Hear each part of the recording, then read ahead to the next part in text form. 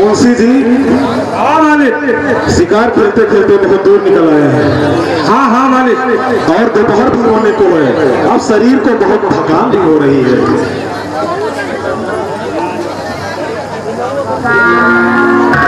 मालिक बोलो मुंशी जी। आप व्यर्थ की चिंता मत करें, आप व्यर्थ की चिंता न करें।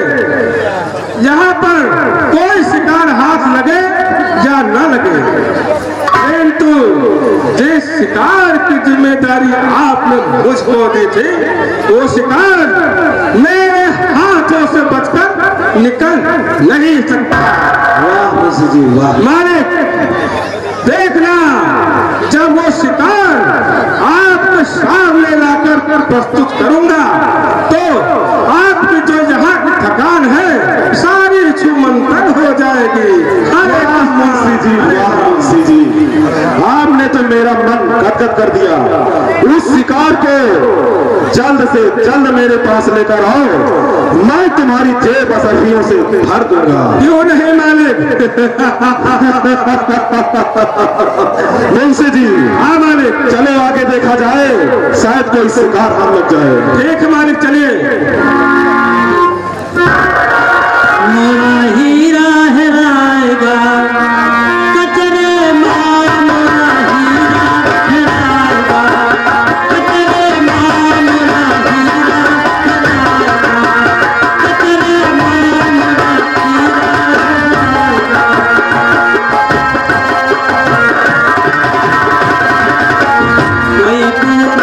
कोई पश्चिम ढूंढ है, कोई पूरब, कोई पश्चिम ढूंढ है, कोई पानी पर पत्थरे मारना, हीरा हेराएगा पत्थरे मारना,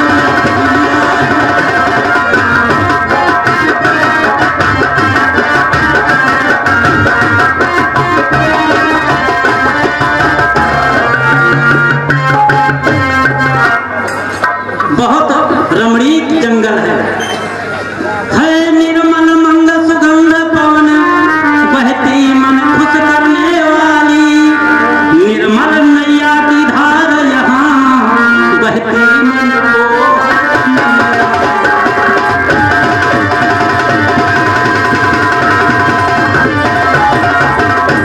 अति सुंदर जंगल लख ऐसा, आनंद हुए है मेरा मन, पद्मासन मार जटू अब मैं करने को हरि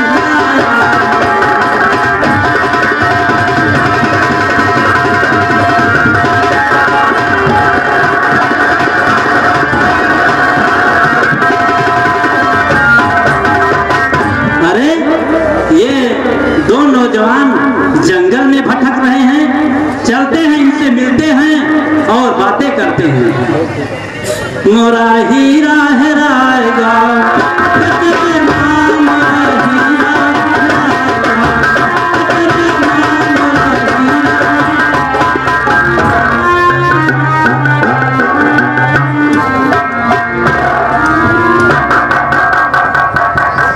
हीरा। मुंशी जी, इस बियाबान जंगल में गाने की आवाज सुनाई पड़ रही है। मालिक यही मुझको भी आभास हो रहा है। चलो चलकर देखते हैं कौन है। ठीक मालिक। ज्ञानी पीर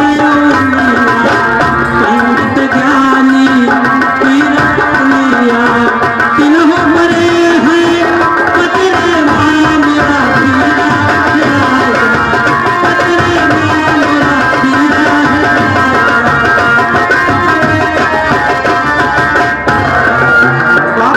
बाबा जी प्रणाम। कल्याण हो कल्याण हो कल्याण हो। अरे नौजवानों, यहाँ जंगल में कैसे भटक रहे हो? हम भटक नहीं रहे हैं महाराज, तो क्या करने आए हो? इस जंगल में शिकार खेलने के लिए आए हैं। शिकार खेलने आए हो? हाँ बाबा जी। अच्छा अच्छा। करने शिकार बाबा जंगल के माझे आया,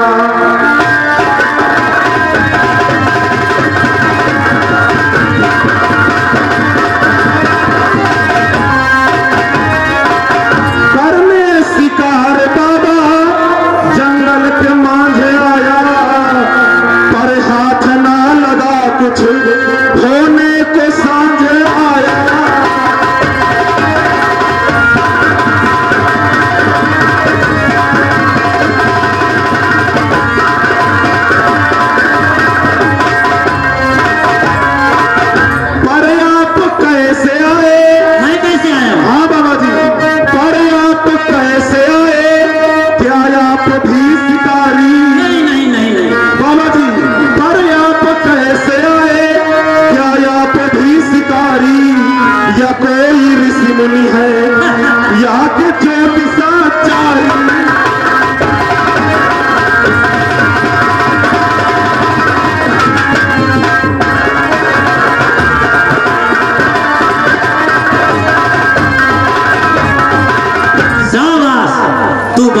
आगे जाएगा।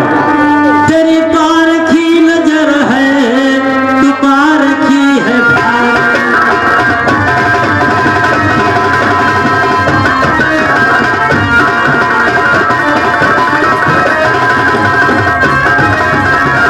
तेरी पारखी नजर है और तू पारखी है भारी।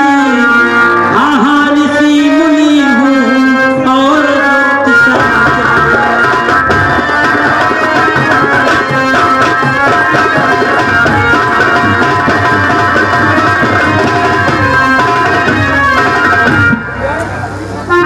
बड़ी भाग से मिला है ये नौजवान शिकारी। बड़ी भाग से मिला है ये नौजवान शिकारी। अरे तू भी शिकार होगा आया समझ हम।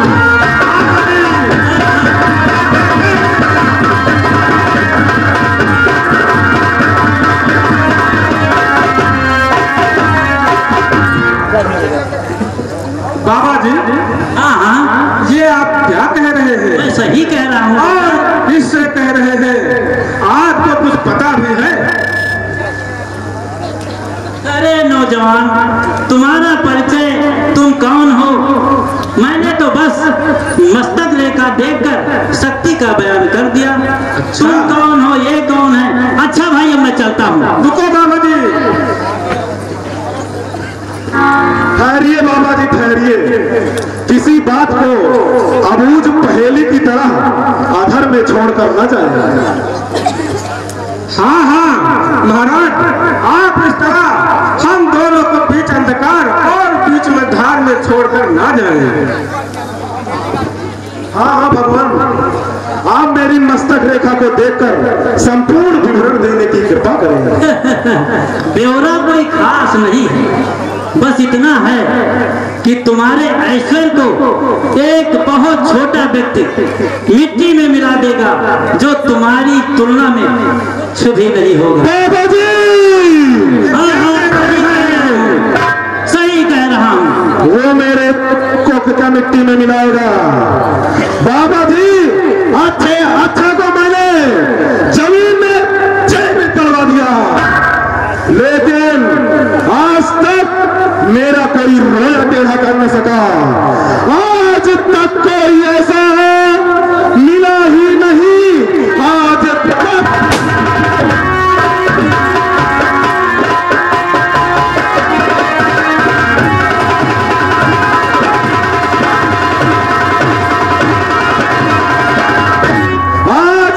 कोई ऐसा मिला ही नहीं जो कि नजरों से नजरें मिलाए जरा। जिस शहर से मैं गुजरूं गसानो शहर, वो शहर लगता है जैसे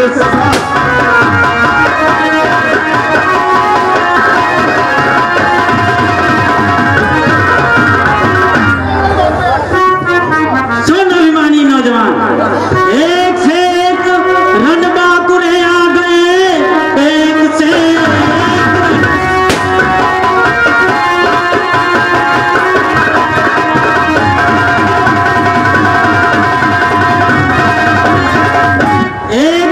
एक रणबांकुरे आ गए। लेख पूरे हुए उनके संसार में। आसमां से तू टकरा है क्या भूमि पर, जो कि इतना प्रबल है।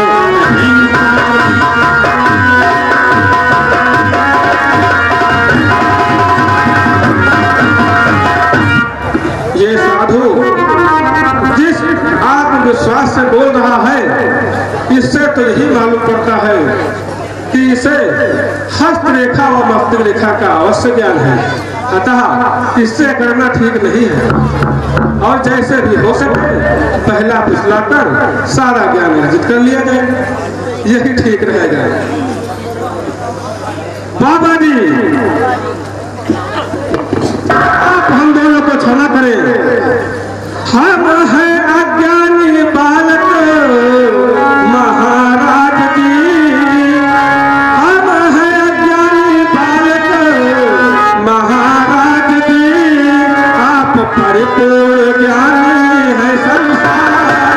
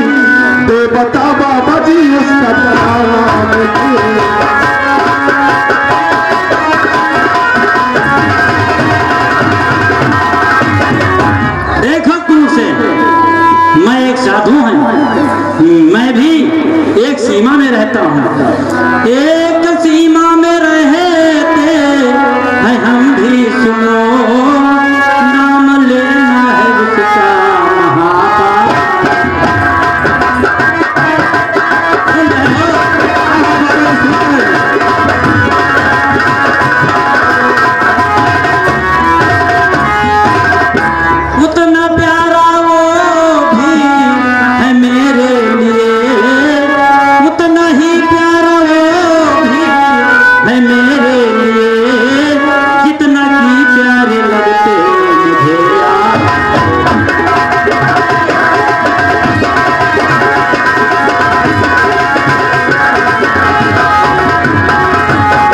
बाबा जी, हाँ हाँ, आपने तो हमें बहुत ही धर्म संकट में डाल दिया है। कम से कम इस संकट से बाहर निकलने का कोई सूत्र आप अवश्य बताएं बाबा जी। हे महाराज जी, दुविधा में डाले नहीं। हे महाराज जी, दुविधा में डाले नहीं। संत दुविधा मिटाते रहे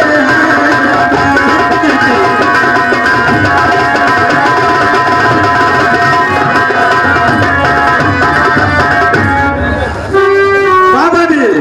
नाम उस व्यक्ति का तो सुझाए जरा, नाम उस व्यक्ति का तो सुझाए जरा। आगे होगा वही जो लिखा।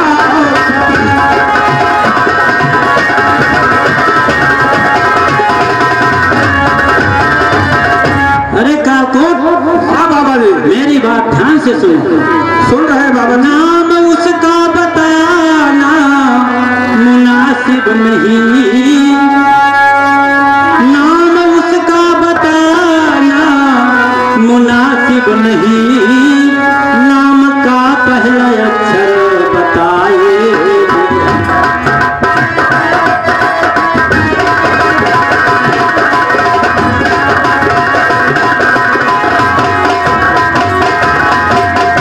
और सुनो क्रूर से, हाँ हाँ, ढूंढ सकते हो तो तुम उसे ढूंढ लो, ढूंढ सकते हो तो तुम उसे ढूंढ लो, फिर कभी मिलने को आओ।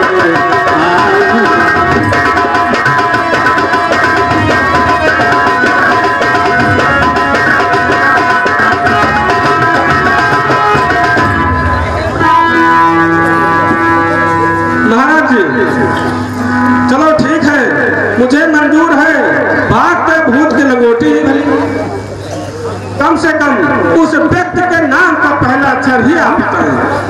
अरे महाराज, कालकूट सही कह रहा है, क्योंकि जहाँ गहन अंधकार होता है वहाँ एक छोटा सा दीपक सारे अंधकार को समाप्त कर देता है। मुझे पूरा भरोसा है उस व्यक्ति के नाम का पहला अक्षर मुझे उसके संपूर्ण नाम तक पहुँचने का मार्ग बताएगा। हाँ हाँ बाबा जी, देखो क्रूर से, पहला अक्षर मैं अपने मुख से नहीं बोलूंगा, तुम ही बोलोगे। बाबा जी, आप ये अजीब पहले बुझा रहे हैं। जब हम उस व्यक्ति का नाम जानते ही नहीं हैं, तो भला उस व्यक्ति के नाम का पहला अक्षर हम कैसे बता पाएंगे बाबा जी? हाँ हाँ महाराज, यदि हमें उस व्यक्ति के नाम पता ही होता तो हम आपसे इतनी प्रार्थना क्यों करते हैं? अरे कौन है व्यक्ति ऐसा जहां में प्रभु कौन है?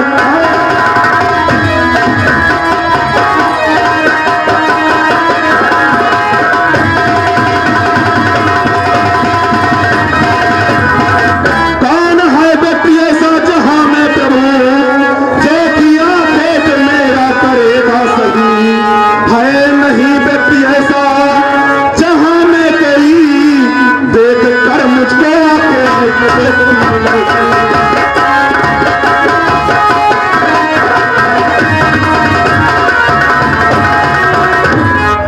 अच्छा, तो तुम्हें पता है मुझे सिर्फ एक उंगली का इशारा करना है, तो बताएं वर्णमाला में च के बाद कौन सा अक्षर आता है? वाह बाबा जी वाह, आपने भी बड़ा अजीब सवाल किया है। ये तो बच्चे बच्चे को पता है कि वर्णमाला में चा के बाद छा आता है। बस यही अक्षर के नाम वाला पुरुष तुम्हारे अहंकार को मिट्टी में मिलाएगा। बाबा जी, वो मेरे अहंकार को क्या मिट्टी में मिलाएगा? मैं उससे पहले ही उसे सपरिवार जीवित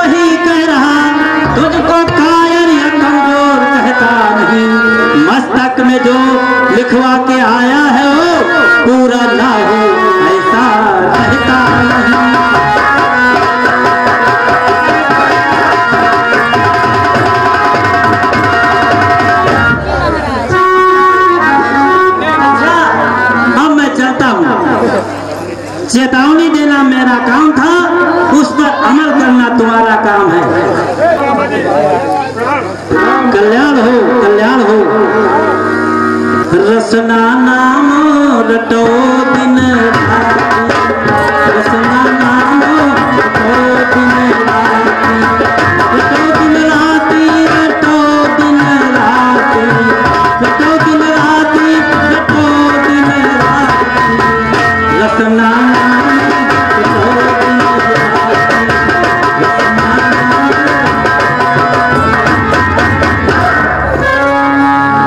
मुंशी जी, हाँ मालिक। ये बाबा तो नहीं उलझन दे गया। आखिर इस जहां में कौन होगा जो मुझसे टकराएगा? मालिक, जिस हिसाब से बाबा जी ने नाम का पहला अक्षर बताया है, उसके हिसाब से तो मेरे समझ में सिर्फ केवल एक ही नाम आता है।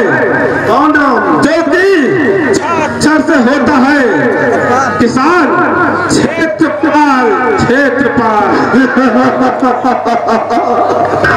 वाह मुंशी जी, वो गरीब किसान क्षेत्रपाल। वाह मुंशी जी वाह, एक मच्छर की मानिंद बेचारा वो, नाम लेते शर्म तुमको आई नहीं, पेट भर करके रोटी वो पाता नहीं, डांट मेरे तो उसकी है पाई।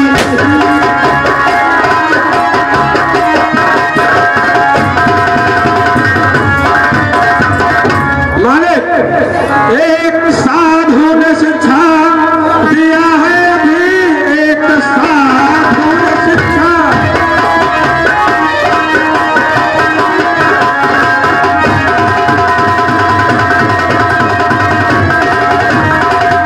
एक साधु ने शिक्षा दिया है, अभी छोटा समझे किसी को न संसार में, एक छोटी सी नैया को देखो जरा, पार करती है कितनों को मजेदार।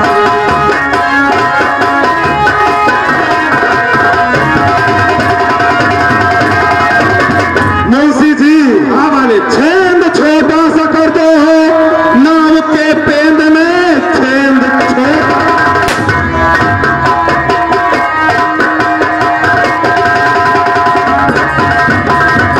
छेद छोटा सा कर दो, नाव के पेंद में डूब जाएगी जाकर मझधार में। इतनी बुद्धि तो तुमने लगाई नहीं, कितनी ताकत है लोहे के औजार में।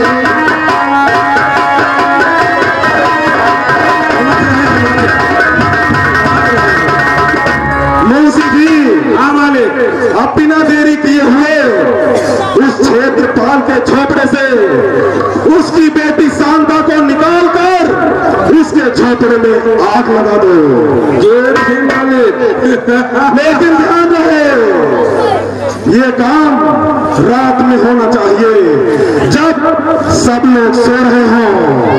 उसी में घर में चलकर क्षेत्रपाल चलकर राख हो जाएगा और उसकी बेटी शांता को मेरे सैन्य कक्ष में पहुंचाने की जिम्मेदारी तुम्हारी है। ऐसा ही होगा मालिक, ऐसा ही होगा।